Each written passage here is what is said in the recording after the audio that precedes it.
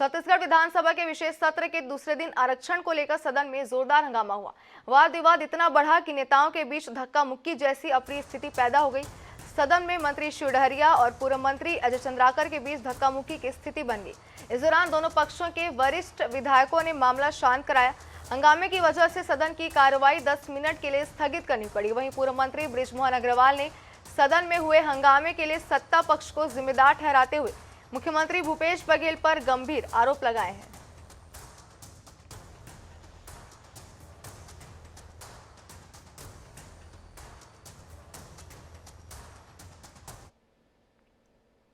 छत्तीसगढ़ के विधानसभा के इतिहास में पहली बार धक्का मुक्की की स्थिति निर्मित हुई है। मंत्री शिव डहरिया के साथ धक्का मुक्की हुई है। सर, जिस तरीके का घटनाक्रम हुआ है, क्या कहेंगे इसको? देखिए, 1.5 घंटे से भारतीय जनता पार्टी के लोग आरक्षण संशोधन विधेयक का विरोध कर रहे हैं और ये नहीं चाहते कि अनुसूचित जाति, जनजाति और पिछड़े वर्गों को उनका जनसंख्या के आधार पर आरक्षण मिले। और बहुत समय से लगातार 1.5 घंटे से भारतीय जनता पार्टी के नेतागण बृजमोहन अग्रवाल, अजय चंद्राकर, शिवरतन शर्मा, उसके साथीगण लगातार इस विधेयक का विरोध कर रहे हैं, आरक्षण का विरोध कर रहे थे। और ये जब हम अध्यक्ष जी के बात करने के बाद आगे जा रहे थे तो इन लोगों ने खुद आकर मेरे साथ धक्का मुक्की की। ये आरक्षण के विरोध में अनुसूचित जाति के लोगों के साथ मारपीट और धक्का मुक्की तक करने पे उतर आए हैं। जानबूझकर किया गया? ये जानबूझकर भारतीय जनता पार्टी के लोग इस तरह के स्थिति निर्मित कर रहे हैं कि अनुसूचित जाति के लोग अपनी आवाज सदन में ना उठा सके, अनुसूचित जाति के लोग अपनी बात ना रख सके। भारतीय जनता पार्टी ने 16% जो आरक्षण है उसको 12% भारतीय जनता पार्टी ने किया था और जनसंख्या के आधार पे उसको सुधारने का काम 13% माननीय भूपेश बघेल जी कर रहे हैं। तो इनको दिक्कत हो रही है। ये आदिवासी विरोधी हैं, अनुसूचित जाति विरोधी हैं, पिछड़े वर्ग के विरोधी हैं और प्रजातंत्र का विरोध करके, आरक्षण का विरोध करके धक्का मुक्की तक करने में उतर आए हैं। क्या आरोप, क्या शिकायत करेंगे?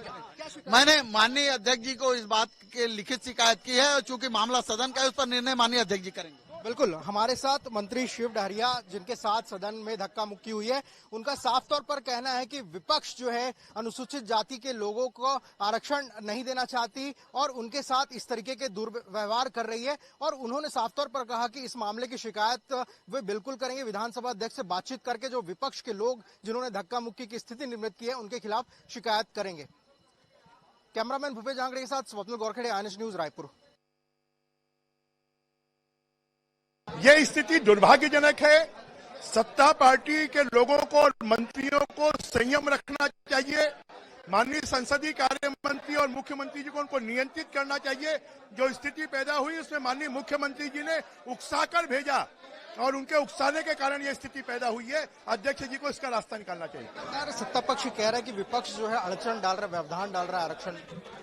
क्या ये सदन लेजिस्लेशन असेंबली है? लेजिस्लेशन के ही बारे में बात होती है, परंतु सत्ता पार्टी के लोग उसको सुनना नहीं चाहते।